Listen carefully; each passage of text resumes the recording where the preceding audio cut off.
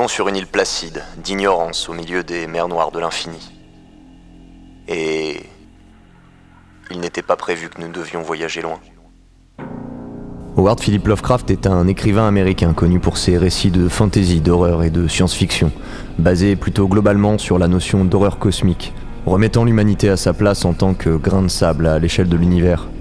Dans ces histoires, l'être humain se voit martyrisé et psychiquement torturé par d'anciens dieux extraterrestres n'ayant aucune notion d'empathie envers notre insignifiante race. L'histoire de cet auteur est probablement aussi triste et froide que les récits qu'il a écrits.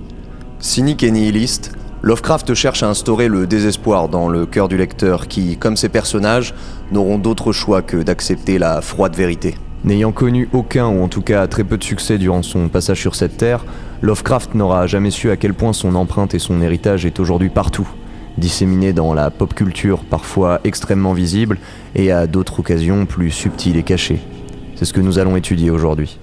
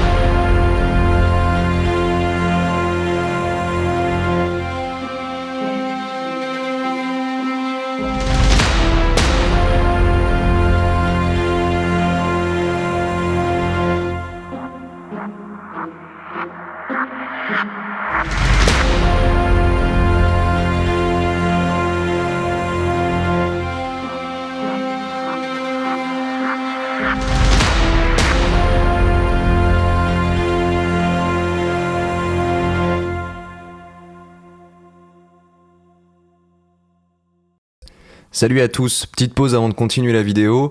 On voulait juste vous informer qu'on avait créé un Tipeee. Donc voilà, il y a des contreparties, il y a de quoi faire. Si vous voulez soutenir la chaîne, n'hésitez pas à aller faire un petit tour. En attendant, on vous souhaite un très bon visionnage.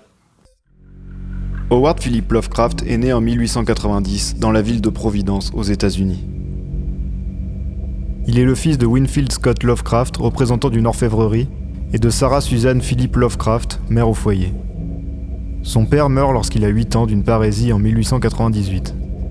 Par la suite, Lovecraft est éduqué par sa mère, ses 2 tantes et surtout par son grand-père, l'important homme d'affaires Whipple Van Buren Philip, lui transmis son intérêt pour l'étrange et le fantastique via les histoires qu'il lui contait.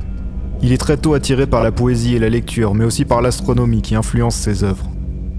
Il récitait de la poésie à l'âge de 2 ans, lisait à l'âge de 3 ans et écrivait correctement à l'âge de 6-7 ans. À 5 ans, il lit Les 1001 Nuits et prend le pseudonyme de Abdul al-Azred, qui deviendra plus tard l'auteur du Necronomicon dans la mythologie Lovecraftienne. À 6 ans, il découvre la mythologie grecque avec The Age of Fable de Bulfinch et les versions pour enfants de l'Iliade et de l'Odyssée. À 8 ans, il découvre la chimie et l'astronomie et produit des revues scientifiques qu'il distribue à ses amis. En 1906, à l'âge de 16 ans, il écrit un article sur l'astronomie dans le journal The Providence Sunday Journal. Il écrira des chroniques sur l'astronomie pour plusieurs gazettes locales. En 1904, le grand-père de Lovecraft meurt et laisse sa famille dans la misère. Lovecraft et sa mère doivent quitter sa demeure victorienne. À cette période, il est plus bas que terre, il envisage le... En 1908, il fait une dépression nerveuse qui lui fait quitter l'école sans diplôme, ce qui deviendra une source de honte par la suite pour lui. De 1908 à 1913, il vit en ermite, met tout de côté à l'exception de sa passion pour l'astronomie et la littérature, tout en entretenant de mauvaises relations avec sa mère, encore traumatisée par la mort de son mari. Il sort de son ermitage en clashant Fred Jackson, auteur d'insipides histoires d'amour dans le magazine The Argosy, dans une lettre écrite en vers publiée en 1913 qui soulèvera des débats et de la haine de la part des défenseurs de Jackson. Tout cela va attirer l'œil de Edward F. Das, président de l'UAPA, United Amateur Press Association, un groupe d'écrivains amateurs autopubliés, que Lovecraft rejoint en 1914, ce qui le sauva à l'époque. En 1914, lorsque la main amicale de l'amateurisme m'a été tendue, j'étais aussi proche de l'état de légume que n'importe quel animal peut l'être.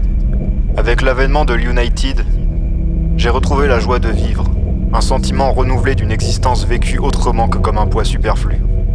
Et j'ai trouvé une sphère dans laquelle je pouvais sentir que mes efforts n'étaient pas totalement futiles. Pour la première fois, je pouvais imaginer que mes tâtonnements artistiques maladroits étaient un peu plus que de faibles cris perdus dans un monde où j'étais peu écouté. En 1919, sa mère fait une dépression nerveuse et finit à l'hôpital. Elle meurt en mai 1921. Lovecraft est bouleversé mais se console rapidement dans les bras de celle qui allait devenir sa future femme, Sonia Aft Green, une femme russe de 7 ans son aînée. Ils se marient le 3 mars 1924. Les deux tantes de Lovecraft furent informées du mariage seulement après la cérémonie, par lettre. Lovecraft s'installe dans l'appartement de Sonia à Brooklyn, et tout roule pour eux. Lui est reconnu comme écrivain professionnel, ses histoires étant publiées dans le magazine Weird Tales. Quant à Sonia, elle faisait fortune dans la vente de chapeaux. Mais cela ne dure pas. Le magasin de chapeaux fait faillite, Sonia rencontre des problèmes de santé et passe du temps dans un sanatorium du New Jersey. La vie d'entrepreneur, c'est pas facile. Du côté de Lovecraft, Weird Tales lui propose le poste de rédacteur en chef, qu'il refuse car il ne voulait pas déménager à Chicago. En 1925, Sonia trouve un emploi à Cleveland. Lovecraft s'installe dans un appartement dans un quartier lugubre de Brooklyn. Il va alors sombrer dans l'isolement, la dépression et la xénophobie. En 1926, il souhaite revenir à Providence. Ses tantes sont ravies de son retour, mais interdisent à Sonia de venir y créer une entreprise, ne souhaitant pas que l'esprit de leur neveu soit corrompu par la manière de penser d'une femme commerçante. Ils finiront par divorcer en 1929. Son retour à Providence marque une renaissance. Les 10 dernières années de sa vie seront très prolifiques pour lui. Il voyage beaucoup, notamment au Québec et en Nouvelle-Angleterre, et écrit ses ouvrages les plus légendaires, dont L'Appel de Cthulhu, Les Montagnes hallucinées et Dans l'abîme du temps. Il trouve sa place en tant qu'écrivain fantastique, influence de jeunes écrivains avec qui il correspond, tels que Auguste Derleth ou Donald Van Drey. Commence à se préoccuper de la politique, en soutenant Roosevelt suite à la Grande Dépression, et continue à se cultiver sur de nombreux sujets, tels que la philosophie, l'histoire ou encore l'architecture. Cependant, le malheur ne l'épargne pas durant les dernières années de sa vie. Une de ses tantes meurt en 1932. Il s'installe alors avec son autre tante au 66 College Street. Il a de plus en plus de difficultés à vendre ses récits qui deviennent trop complexes. En 1936, son correspondant et ami Robert Howard se suicide. À la fin de cette année 1936, Lovecraft commence alors à ressentir des douleurs. Il meurt à l'hôpital Jane Brown Memorial le 15 mars 1937. Lovecraft, bien qu'ayant été très prolifique, n'a en fait jamais publié un seul vrai livre de son vivant. Tout a été dispersé dans un nombre hallucinant de magazines. Heureusement, ses amis et correspondants Auguste Derleth et Donald Van Drey fondent la maison d'édition Arkham House dans le but de publier son œuvre. Il a influencé beaucoup d'auteurs, tels que Stephen King, qui le considère comme le plus grand romancier d'horreur du XXe siècle. Rien que ça. L'horreur cosmique ou cosmicisme est la notion philosophique sur la condition humaine et son insignifiance par rapport à l'échelle de l'univers et du cosmos. L'homme n'a que peu d'importance, ou plus précisément, l'homme ne mérite pas l'attention qu'il se porte. L'homme n'est rien d'autre qu'un amas de créatures sommaires et insignifiantes au regard des luttes d'influence à l'échelle cosmique, ou des forces incommensurables dont la puissance des enjeux et les forces dépasserait notre entendement. Le cosmicisme est donc une réponse au courant littéraire humaniste, mettant à la base l'humanité au centre de ses histoires, triomphante du mal, forte et pleine d'espoir. Cette nouvelle idéologie remet l'homme à sa place de singe évolué dans un monde infiniment plus grand, violent et sans empathie pour aucune des créatures qui le peuplent. La figure de Dieu, créateur juste et père de l'humanité, est remplacée par des monstres titanesques, effroyables, incompréhensibles à nos yeux et bien loin de la vision anthropomorphique d'un être tout-puissant. En effet, cette nouvelle mythologie se compose de créatures tentaculaires, dégoulinantes de pus et d'autres substances peu ragoûtantes, souvent plus vieux que notre planète elle-même. Certains s'y sont crachés par hasard, d'autres furent enfermés sous nos pieds. Certains encore n'ont même pas conscience de notre existence, et si cela devait arriver, notre extinction pure et simple ne prendrait pas plus d'un centième de seconde. Souvent omniscients et omnipotents, ces êtres cosmiques nous dépassent, autant psychiquement que physiologiquement. Leurs plans sont incompréhensibles, leurs formes sont inexprimables, et même leurs noms ne pourront jamais être complètement compris par nos cerveaux primitifs. Nous ne sommes qu'un grain de sable dans un désert brûlant, et un simple coup de vent cosmique suffirait à remettre en doute et détruire toutes nos conceptions humaines.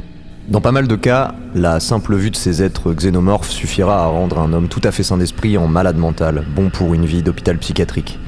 Le simple fait de s'intéresser de trop près à ces concepts peut en fait suffire à détruire de manière permanente votre santé mentale, physique et psychique, ne laissant de votre ancien vous qu'une coquille vide et délirante.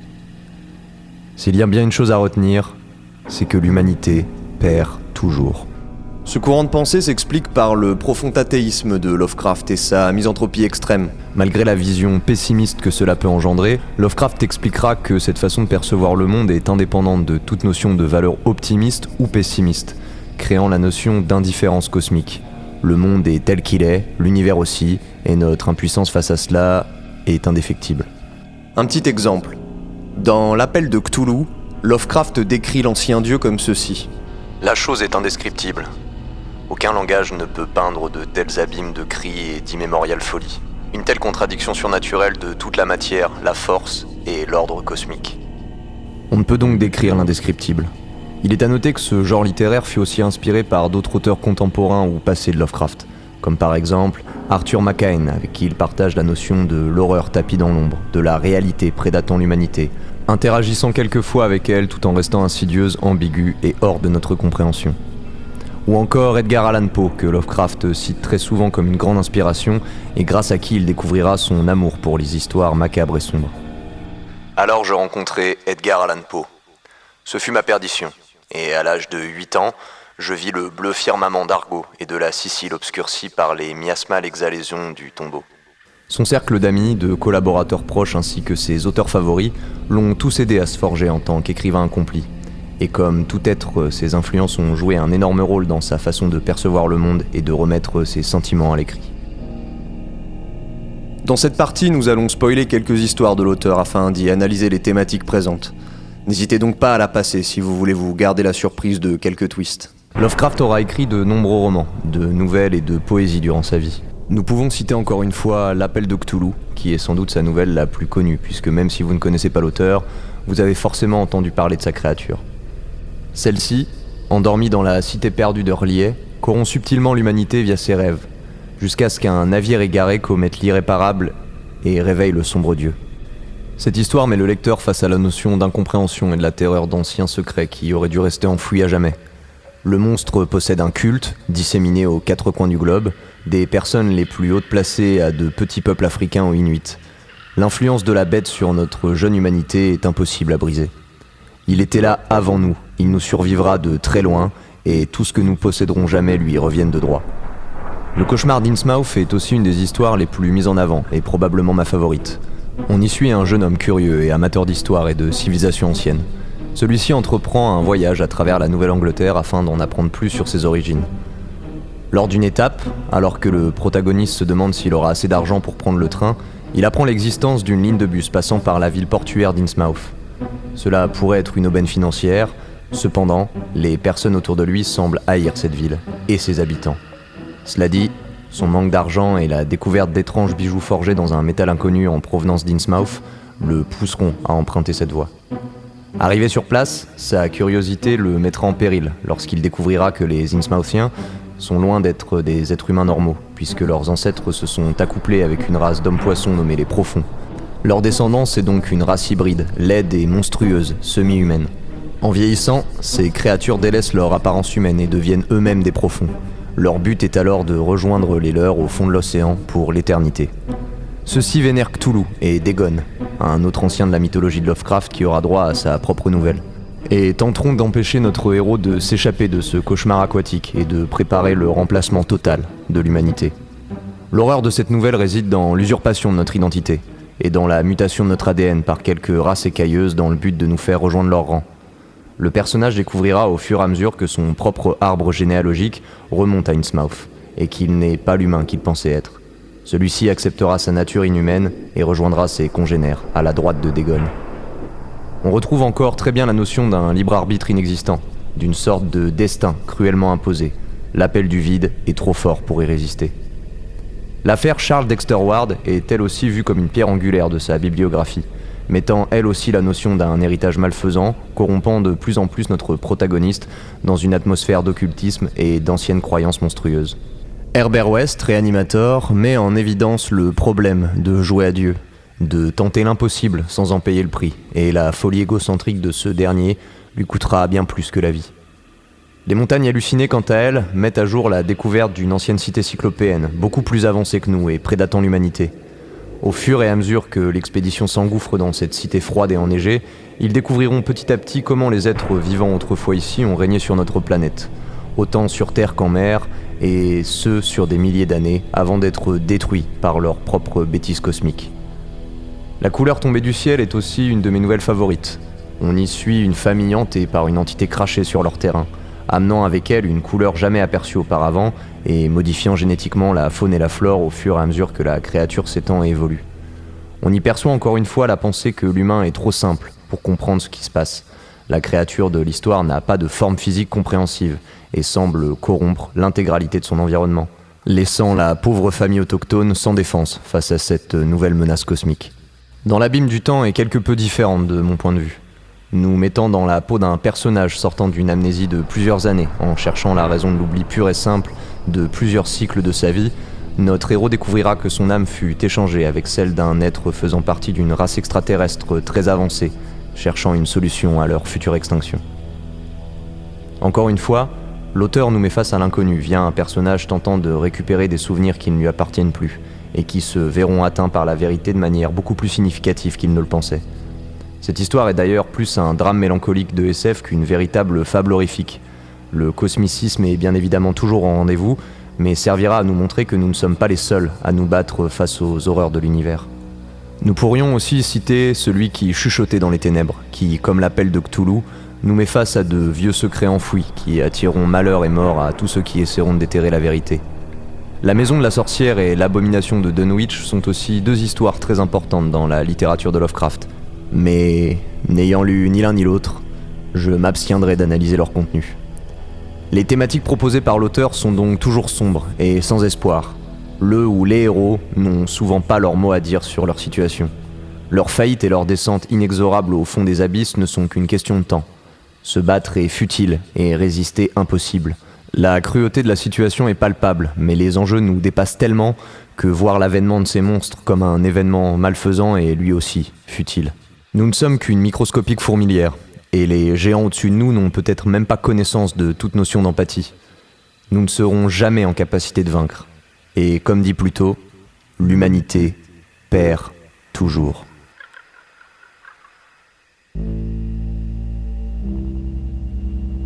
De nos jours, même si on n'a pas lu du Lovecraft, on connaît forcément au moins son héritage. Son imaginaire, ses grands anciens et Cthulhu sont aujourd'hui ancrés dans la culture populaire. Lovecraft est une source d'inspiration pour de nombreux auteurs, créateurs, producteurs et artistes reconnus. Nous pouvons notamment citer Stephen King, romancier américain mondialement connu pour ses histoires dans le domaine de l'horreur, mais également dans d'autres genres tels que le fantastique, la fantasy, la science-fiction et le roman policier. Stephen King s'est pris de passion très jeune pour les récits de Lovecraft. Ses écrits ont ainsi très vite impacté sur l'imagination et l'écriture du futur célèbre auteur, qui publiera d'ailleurs plusieurs œuvres à succès empreintes de cosmicisme. Dans It, par exemple, le monstre Pennywise n'est autre qu'une créature pouvant changer de forme à sa guise et provenant d'une autre origine cosmique. Le monstre était présent bien avant la construction de Derry. Il est arrivé sur Terre avant les humains lors de l'impact d'un astéroïde, rendant par la suite les terres de Derry maudites par sa présence. Malgré les événements tragiques qui ont lieu, les gens restent quand même, et leurs décisions n'ont pas toujours beaucoup de sens par rapport à la gravité de la situation. Ils sont comme hypnotisés par Pennywise, laissant leurs enfants à sa portée. De nombreuses œuvres de Stephen King sont impactées par le cosmicisme de Lovecraft, The Mist, dans les Hautes-Herbes, ou encore Dreamcatcher. Stephen King ne s'est jamais d'ailleurs caché de l'influence qu'avait eu Lovecraft sur ses histoires. Par exemple, en 1981, dans son essai Anatomie de l'horreur, il évoque même directement l'admiration qu'il a pour ce dernier. Maintenant que le temps nous a donné de la perspective à son œuvre, je pense qu'il n'y a aucun doute à affirmer qu'H.P. Lovecraft reste à dépasser comme étant le plus grand auteur du XXe siècle des histoires classiques d'horreur. Et bien que Lovecraft, qui est décédé avant que la Seconde Guerre mondiale ne vienne concrétiser nombre des horreurs indicibles qu'il avait imaginées, le lecteur serait bien inspiré de se rappeler que c'est son ombre, si longue et si décharnée, et ses yeux, si sombres et si puritains, qui dominent la quasi-totalité des œuvres fantastiques publiées depuis sa mort. Lorsque j'ai vu sa photo pour la première fois, ce sont ses yeux qui m'ont le plus frappé. Des yeux pareils à ceux d'antiques portraits encore accrochés de nos jours dans bien des maisons de Nouvelle-Angleterre. Des yeux noirs qui semblent regarder au dedans aussi bien qu'au dehors. Des yeux qui semblent vous suivre. Ainsi, Lovecraft a laissé un héritage colossal qui ne cesse d'inspirer les auteurs d'histoires d'épouvante de par le globe. Si vous n'êtes pas trop roman, je vous conseille d'ailleurs chaleureusement les chefs-d'œuvre de Lovecraft, version manga par Gutanabe. Ces mangas sont une pépite et réussissent à parfaitement retranscrire l'atmosphère du monde du célèbre auteur. Dans un univers plus étendu, je vous conseille également les Junji Ito, nous y consacrerons d'ailleurs un jour un épisode. Romancier, nouvelliste et poète de science-fiction horrifique, Lovecraft est considéré comme le père de l'horreur cosmique. Ses œuvres, labyrinthiques et mystiques, racontent des histoires d'hommes confrontés à des horreurs indescriptibles et cosmiques, impossibles à comprendre et encore moins à affronter.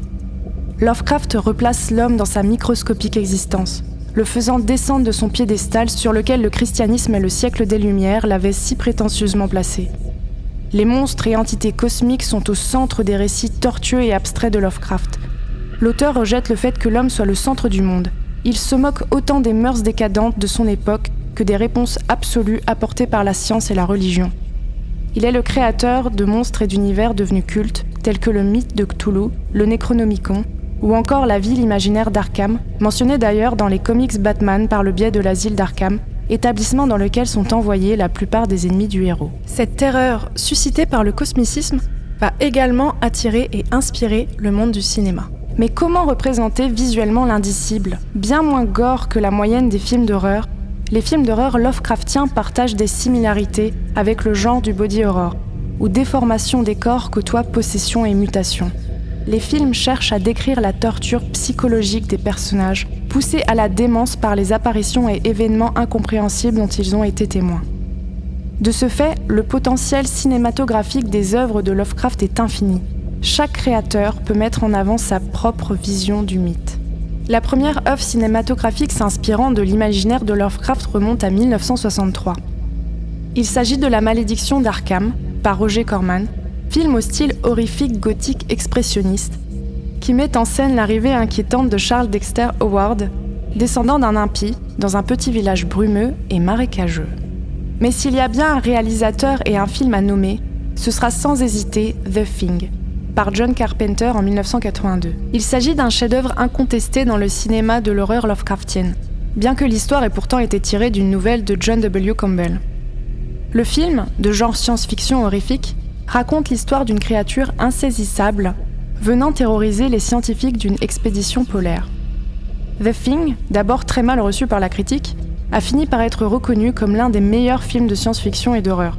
Il est aujourd'hui considéré comme un film culte de par son atmosphère et la tension qui s'en manifeste.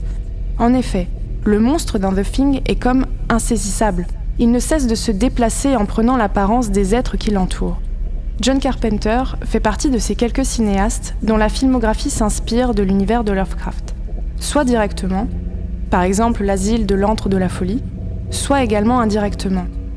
Nous pouvons par exemple citer l'écriture. Dans les œuvres de Lovecraft, les héros accèdent presque toujours au fantastique par le biais de lectures de textes anciens, de journaux ou de textes scientifiques.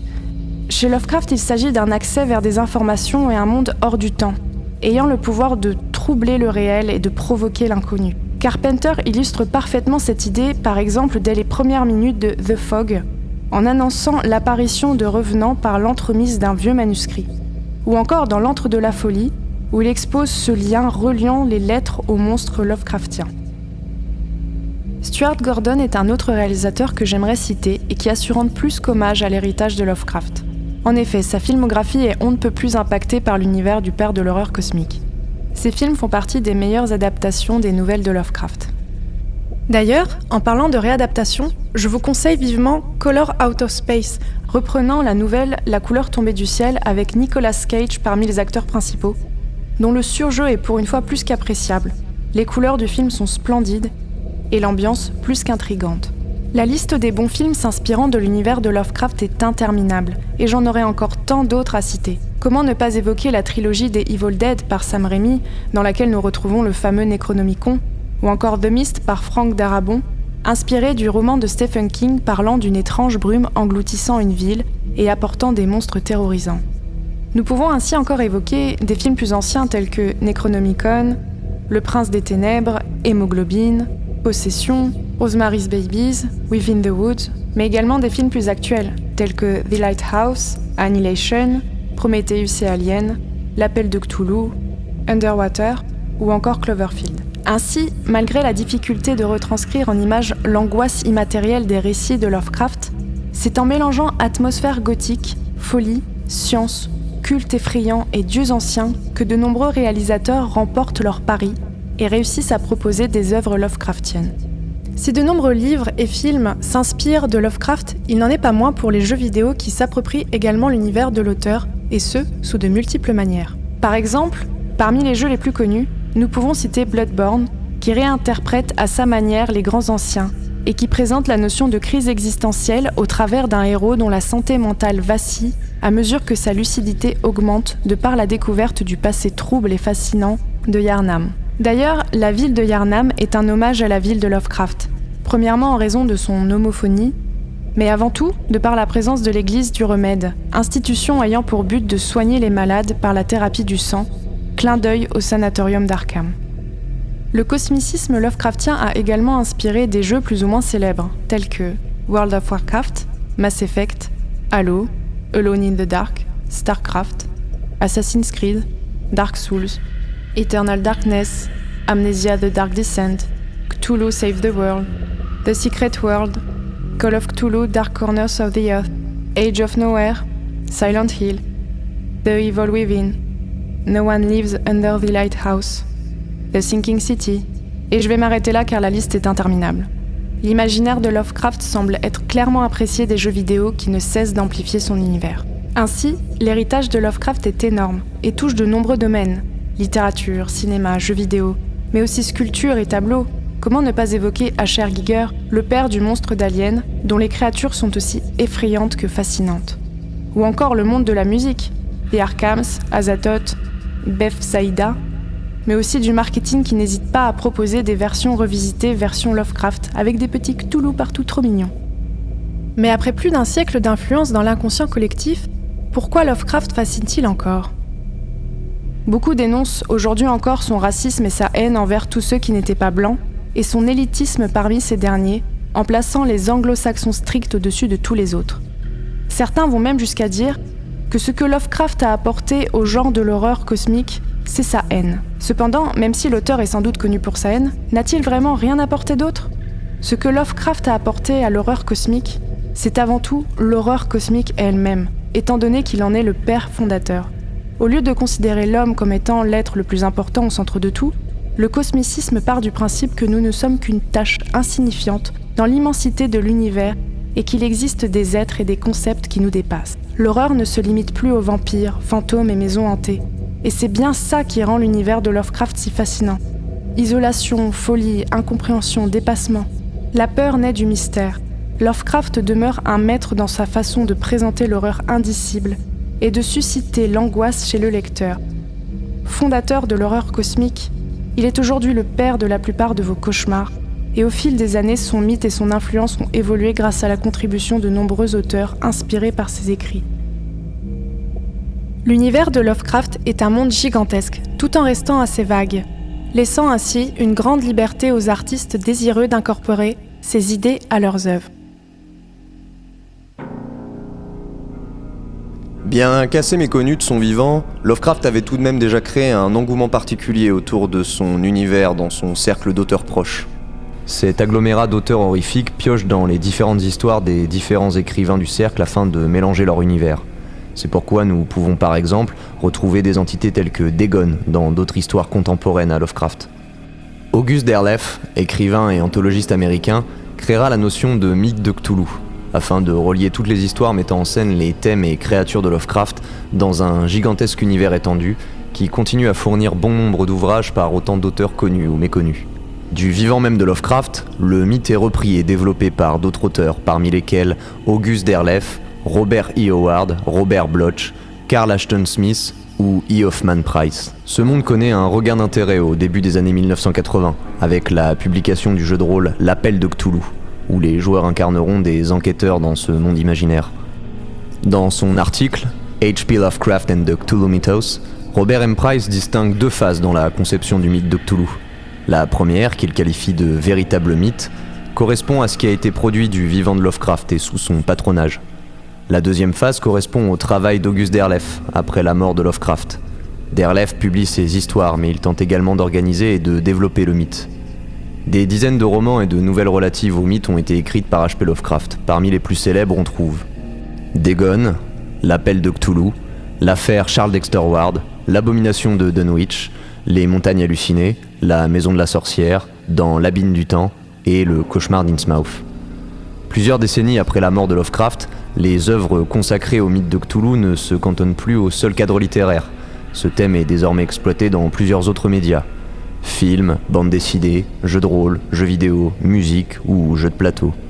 Cet univers est donc ouvert pour tout auteur souhaitant s'y frotter, proposant ces déités et thématiques qui ne cessent d'alimenter l'imagination d'auteurs horrifiques et de fiction, nous prouvant une fois de plus l'immense influence de Lovecraft pour les générations futures.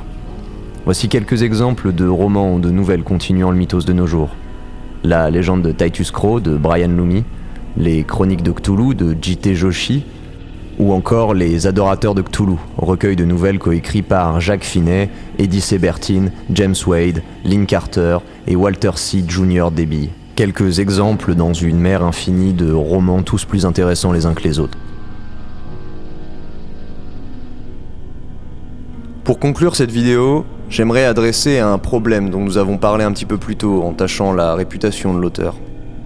Lovecraft était un homme torturé, hanté par un sentiment d'incompréhension de la part de ses congénères, ce qui l'a inexorablement conduit vers la solitude et une haine profonde du genre humain, et plus particulièrement de l'étranger.